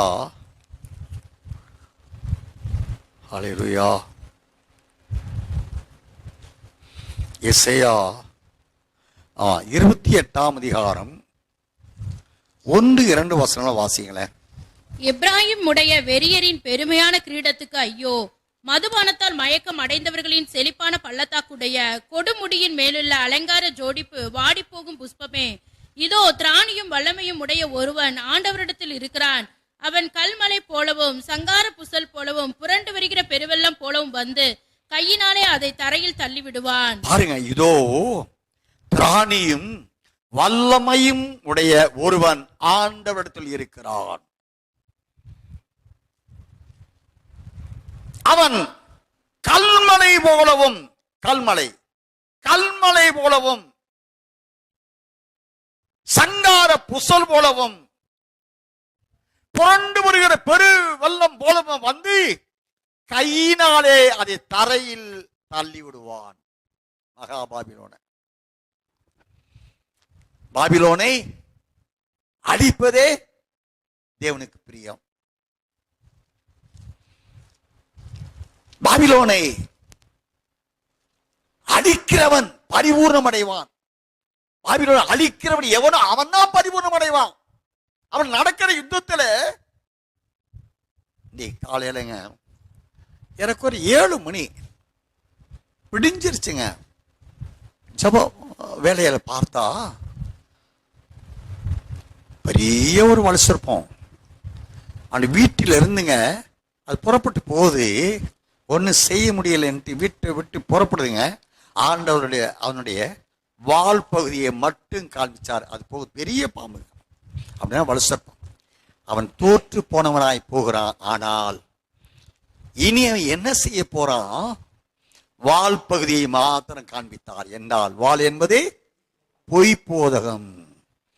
என்ன ஊழியர்கள் தேவ ஜனங்களிடத்துல சோர்வை உண்டாக்குவா? இந்த முடிவான காலத்துக்குரிய மகிமையின் மறுரூபத்தை அடைவதற்குரிய ராஜ்யத்தின் சுவிசேஷம் என்ன என்ற ஒரு விரக்தியான என்றார். 2 தெசலோனிக்கர் 2ஆம் அதிகாரம் 1-3 வாசித்தா அவன் விசுவாச துரோகத்தை முந்தி நேரிட பண்ணுவான்.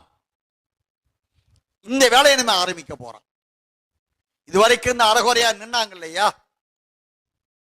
அவங்களுடைய நடையெல்லாம் சுதாரிச்சுக்குங்க. என்றால் இதுவரைக்கும் அவன் சபையை அழிக்க திட்டமிட்டான். தேவனுடைய இரக்கம் கிருபை நம்மை தாங்கினது தப்பிவிட்டது. இனிமேல் அவன் மாறுபட்ட ராஜ்யத்தின் சுவிசேஷத்தினால் தான் இந்த கூட்டத்தார் வைராக்கியமா இருக்கிறாங்க. ஆகினாலே இவர்களிடத்துல அவிசுவாசம் உண்டாக்கணும், உலக சிநேகத்தை உருவாக்கணும், சபைக்கு போகக்கூடாது தடுக்கணும்.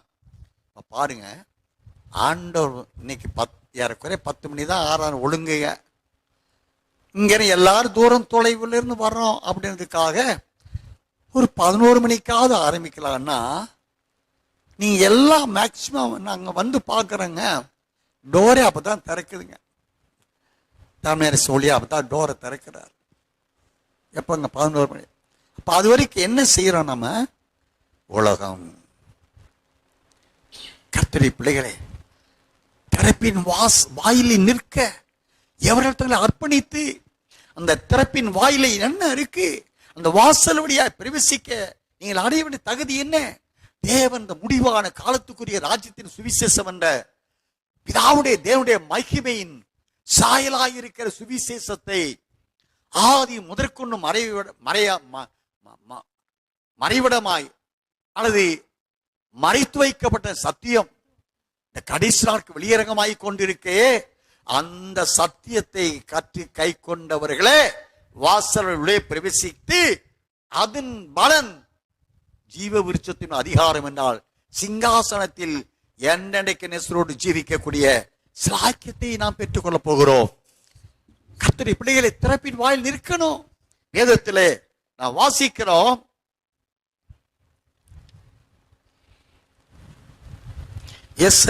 எரேமியா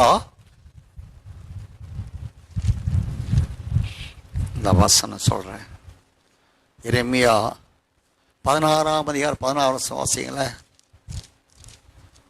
இதோ நான் மீன் பிடிக்கிற அநேகரை அழைத்தனுப்புவேன், இவர்கள் அவர்களை பிடிப்பார்கள். அதற்கு பின்பு வேட்டைக்காரராகிய அநேகரை அழைத்தனுப்புவேன், இவர்கள் அவர்களை எல்லா மலைகளிலும் எல்லா குன்றுகளிலும் கண்மலைகளின் வெடிப்புகளிலும் வேட்டையாடுவார்கள். இதோ நான் மீன் பிடிக்கிற அநேகரை அழைத்து அனுப்புவேன், இவர்கள் அவர்களை பிடிப்பார்கள். அதற்கு பின்பு வேட்டைக்காரராய் அநேகரை அழைத்து அனுப்புவேன். இவர்கள் அவர்களை எல்லா மலைகளிலும் எல்லா குன்றுகளிலும் கண்மலைகளின் வெடிப்புகளிலும் வேட்டையாடுவேன். அருமையான கர்த்தருடைய பிள்ளைகளே, அருமையான இரட்சகர், கண்மலையின் வெடிப்பில் மறைந்திருக்கிறவள் யார்? கண்மலையாய் இயேசு கிறிஸ்துவுக்குள் வாழ்ந்து ஆனால் முடிவான ரட்சிப்புக்குரிய தேவனுடைய மகிமையின் சாயலாயிருக்கிற கிறிஸ்துவின் மகிமையின் மறுரூபத்தை அடைந்து கொள்வதற்குரிய சத்திய சுவிசேஷம் கிடைக்கப்பெறாமல், ஆனால் கண்மலை வெடிப்புகளில் இயேசு கிறிஸ்துவின் காயம்பட்ட சரீரமான சபைக்குரியவர்களாக இருக்கிறார்கள், அதுக்குரிய அழைப்புக்குரியவர்களாக இருக்கிறார்கள். ஆனால் அதுக்கு சத்தியம் அவர்கள் கிடைக்கப்பெறவில்லை. அந்த திறப்பின் வாசலில் அந்த சத்தியம் என்ற வாசல் கிடைத்தால்தான் அந்த சுவிசேஷத்தை ஏற்றுக்கொண்டு அவர்கள் தேவனுடைய நீதியின் சூரியனை அணிந்து கொண்ட மனவாட்டியான தகுதி அடைய முடியும். அதற்குரிய அந்த வாசல் நிற்கக்கூடியவர்கள் யார்? கடைசி நாட்களில் வேட்டைக்காரர்கள் அனுப்பி சொல்கிறாரே, வேட்டைக்காரர்கள் யார்? அவருடைய சமூகத்திலே ஒரு பலமுள்ள ஒருவன், அவன் கண்மலையின் வெடிப்புகளில் மறைந்திருக்கிற கண்மலையின் வெடிப்புகளில் மறைந்திருக்கிற புறாவே என்று ஒன்று பாட்டு வாசிக்கிற பாருங்களேன். அப்ப இயேசு ஆகிய கண்மலை ஆகிய சரீரம் என்ற மனவாட்டி சபையில் சபைக்குரியவர்கள் மற்ற இடங்களிலே இந்த சத்தியம் கிடைக்கப்பெறாதபடி அவர் புறாக்கள் தான். புறாக்கள் என்றால் மனவாட்டி, மனவாட்டிக்குரிய அழைப்பை பெற்றிருந்த போதும் அதுக்குரிய சத்தியம் அந்த மனவாட்டி சபை எங்கே இருக்கு, அந்த ராஜ்யத்தின் சுவிசேஷம் எப்படி என்பதை அறியாதிருக்கிறபடியினால் அந்த ராஜ சுவிசேஷத்தை அவர்கள் அறிவித்து அவர்களை என் பிராவே என் உத்தமியே என்று உன்னத பாட்டு 6ஆம் அதிகாரம் 8, 9, 10 வசனம் வாசிக்கிறோம் அல்லவா? அவர்களை புறாவாக, மனைவியாக, மனவாட்டியாக, உத்தமியாக அவர்களை ஆயத்தப்படுத்த திறப்பு, அவர்கள் திறப்பாக இருப்பதே வேதவசனம் தான். அந்தத்தை சார்ந்த முடிவான ரட்சிப்புக்குரிய சத்திய வசனங்கள் தான். அதை பிரசங்கிக்காமல் இன்னைக்கு வேறொரு நிலையிலே வேதம் சொல்லுகிறது. 1 பேதுருவின் புஸ்தகம் 4ஆம் அதிகாரத்தில் வாசிக்கிறோம், ஒருவன் போதித்தால் கர்த்தருடைய திருவசனத்தின்படி போதிக்க கடவன். 1 பேதுரு 4ஆம் அதிகாரம் 11ஆம் வசனம் வாசிகள் தயவு செய்து. ஒருவன் போதித்தால் தேவனுடைய வாக்கியங்களின்படி போதிக்க கடவன், ஒருவன் உதவி செய்தால் தேவன் தந்தருளும் பலத்தின்படி செய்ய கடவன். ஒருவன் போதித்தால் தேவனுடைய வாக்கியங்களின்படி போதிக்க கடவன். இன்றைக்கு போதனைகள்லாம் நாம் பார்க்கிறோம், கர்த்தருடைய வசனமே இங்கே போதிக்கல. கடைசி நாட்களில் வசனம் கேட்கக்கூடாது, பஞ்சகாலம் வரும் என்று ஆண்டு சொல்லுகிறார். அருமையான கர்த்தருடைய பிள்ளைகளே, வேதத்திலே யூதாவின் நிருபம் 17, 18 வசனங்களை நான் வாசிக்கிற பொழுது கடைசி நாட்களில் அப்படிப்பட்டவர்கள் எழும்புவார்கள் என்றெல்லாம் அருள்நாதர் சொல்லுகிறார். வாசிங்க. நீங்களோ பிரியமானவர்களே, நம்முடைய கர்த்தராகிய இயேசு கிறிஸ்துவின் அப்போஸ்தலரால் முன் சொல்லப்பட்ட வார்த்தைகளை நினைவு கூறுங்கள். கடைசி காலத்திலே தங்கள் துன்மார்க்கமான இச்சைகளின்படி நடக்கிற பரியாசக்காரர் தோன்றுவார்கள் என்று. கடைசி காலத்திலே தங்கள் துன்மார்க்கமான இச்சைகளின்படி நடக்கிற பரியாசக்காரர் தோன்றுவார்கள் என்று உங்களுக்கு சொன்னார்களே. அருமையான கர்த்தருடைய பிள்ளைகளே, தொடர்ந்து வாசிங்களே 19. இவர்கள் பிரிந்து போகிறவர்களும் ஜென்ம சுவாபத்தாரும் ஆவியில்லாதவர்களுமாமே. நீங்களோ பிரியமானவர்களே, உங்கள் மகா பரிசுத்தமான விசுவாசத்தின் மேல் உங்களை உறுதிப்படுத்திக் கொண்டு பரிசுத்த ஆவிக்குள் ஜெபம் பண்ணி தேவனுடைய அன்பிலே உங்களை காத்துக்கொண்டு நித்திய ஜீவனுக்கு ஏதுவாக நம்முடைய கர்த்தராகிய இயேசு கிறிஸ்துவினுடைய இரக்கத்தை பெற காத்திருங்கள். தேவனுடைய அன்பிலே உங்களை காத்துக்கொண்டு நித்திய ஜீவனுக்கு ஏதுவாக நம்முடைய கர்த்தராகிய இயேசு கிறிஸ்துவினுடைய இரக்கத்தை பெற காத்திருங்கள். இரக்கத்தை பெற இரக்கத்தினாலே மகிமினின் மகிழும் மறுமடையும் அந்த சுவிசேஷத்தை அறிந்து ஆயத்தமாக அழைக்கப்பட்ட அந்த அழைப்பை காத்து கொள்ளுங்க. தேவனுடைய பிள்ளைகளே, பரிசுத்தவான ஊழியர்களே, உங்களுக்கு ஒவ்வொருவருக்கும் நான் அழைப்பை காத்து கொள்ளுங்க. அந்த அழைப்பை தடுமாறி மோசே ஒப்புக்கொண்டபடியினாலே அவர் ஊழியம் இடையிலே நின்று போனது. தேவனை தடை செய்து போட்டார். தேவனுடைய மன வேதனை அறிந்த ஏசாயா நான் போகிறேன் என்று ஒப்பு கொடுத்தபடியால் கர்த்தருடைய நாமத்தினால் அவர் முடிவு பரிந்து ஊழியம் செய்தார். திவ்யவாசனாய் யோவான் அருமைய இரட்சகருடைய ஊழியத்தை முடிவு பரிந்தும் செய்ய அவருடைய மடியில் அமர்ந்தபடியினால் நான் வருவரைக்கு இவன் உயிரோடு இருக்க சித்தம் என்று தேவன் சாட்சி கொடுத்தபடி இந்நாள் மட்டும் அந்த மகான் வாழ்ந்து கொண்டிருக்கிறாரே. அழைப்பை காத்து கொள்ள வேண்டும். தேவனுடைய அன்பிலே உங்களை காத்துக்கொண்டு நித்திய ஜீவனுக்கு எதுவான நம்முடைய கர்த்தராகிய இயேசு கிறிஸ்துவின் இரக்கத்தை காத்திருக்கிற நீங்க மற்றவர்களின் இரக்கத்தை பெற்றுக்கொள்ள திறப்பின் வாயிலே நின்று என்றால் ஆண்டுடைய கற்பனைகளை கற்றி கை கொண்டு அதை மற்றவர்களுக்கும் சுமந்து அறிவித்து ஜீவ விருட்ச கனியை நித்தியத்தில் எப்போது புசித்து, அங்க ஜீவச்ச கனியெல்லாம் ஒண்ணு இல்லைங்க, நித்திய ஜீவனை தான் கனியா சொல்கிறார்.